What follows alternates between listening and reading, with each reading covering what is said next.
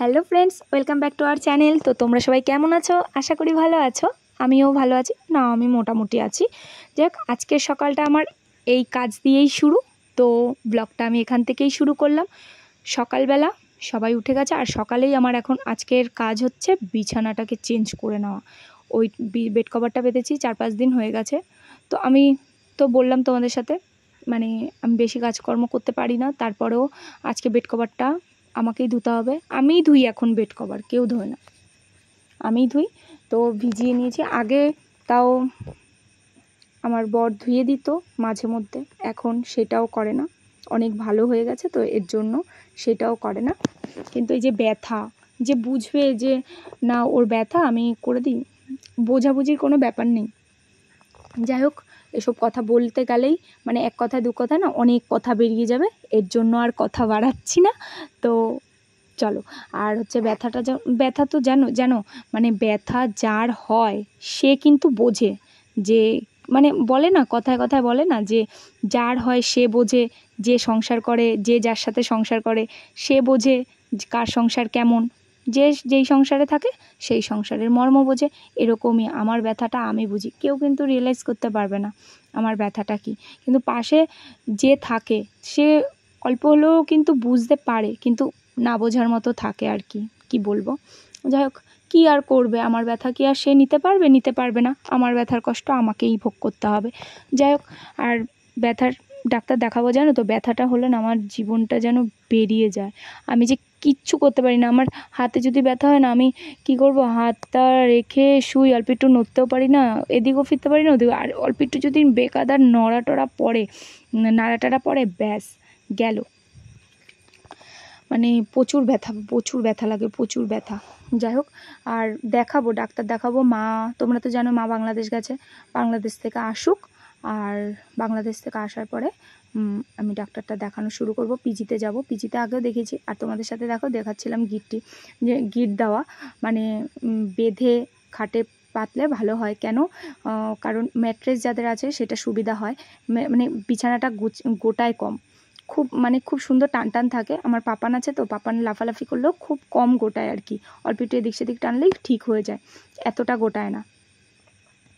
তো যাই হোক, যা বলছিলাম যে মা আসলে দেখাবো, কারণ পাপানকে মার কাছে রেখে যাব এর জন্য, আর এতটা দূরে তো পাপানকে নিয়ে যাওয়া সম্ভব না, এর জন্য এবার থেকে গেলে না পুরো কন্টিনিউ ডক্টরটা দেখাবো, পুরো দেখো, কোনো বন্ধ করব না। আর মানে দেখাচ্ছিলাম, কিন্তু এর মাঝখানে যাওয়া হয়নি, এই সেই আমাকে বলছিল রক্তে কি দূষিত হয়েছে নাকি কি, যাই হোক ওই বলতে বলতে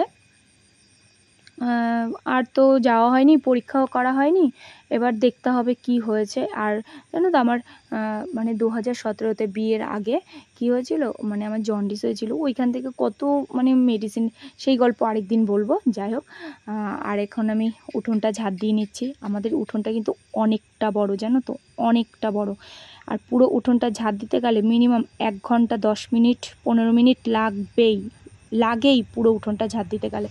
আর প্রত্যেক দিন তো সম্ভব না পুরো উঠোনটা ঝাড় দেওয়া, তো মাঝে মধ্যে কি ওই 2-3 দিন পর পর ঝাড় দেওয়া হয়। আর এই দেখো, আমি তো ঝাড় দিয়েছি এই সামনের টুকু জায়গা আর সোজা টুকু জায়গা, আর এই সাইড ডান সাইডটা আর দিইনি, ওই ডান সাইড দিতে গেলে অনেক সময় লাগে। তো ঝাড়টা দিয়ে এসে হাত মুখ ধুয়ে কী করলাম, পাপানকে ম্যাগি করে দিয়েছি। পাপানও তো খিদে পেয়ে গেছে, আর সকালে তো জল বিস্কুট দিয়েছি, আর পাপানকে ম্যাগি করে দিয়েছি। আর আমরা হয়তো কী খেয়েছিলাম, চাউমিন করে খেয়েছি, আর আমি বোধহয় কী খেয়েছি, দই মুড়ি, যাই হোক কিছু একটা খেয়েছি। আর এর মধ্যেই চলে এসছে একটা পার্সেল।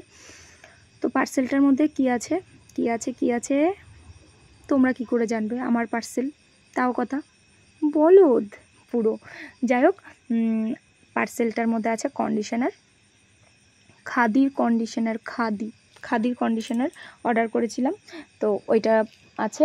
আর কন্ডিশনারটা না সেরকম ভালো না বলে তো কি, মানে চুলে দিলাম তো চুলটা যে সফট বা কিছু এত লাগে না, চুলটা অল্প একটু ওই একদিন যেতে পারে না, একদিনও যায় না, মানে দেখলে মানে কি আঠা হয়ে আছে।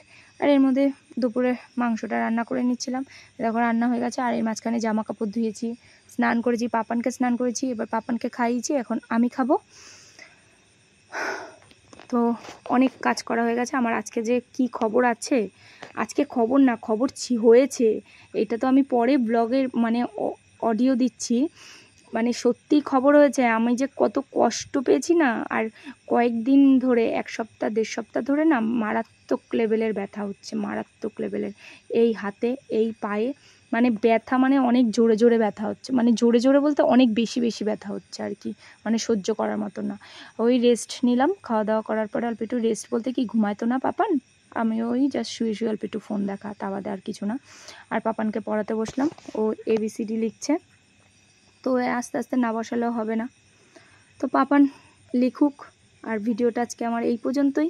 যদি ভিডিওটা ভালো লাগে তো লাইক করে দিও আর কমেন্ট করে দিও, আর সাথে বেল আইকনটা ক্লিক করে দিও পরবর্তী ভিডিওর নোটিফিকেশান পাওয়ার জন্য। ততক্ষণ তোমরা সুস্থ থাকো, সাবধানে থেকো এবং ভালো থেকো। তো দেখা হচ্ছে পরবর্তী ভিডিওতে। টাটা।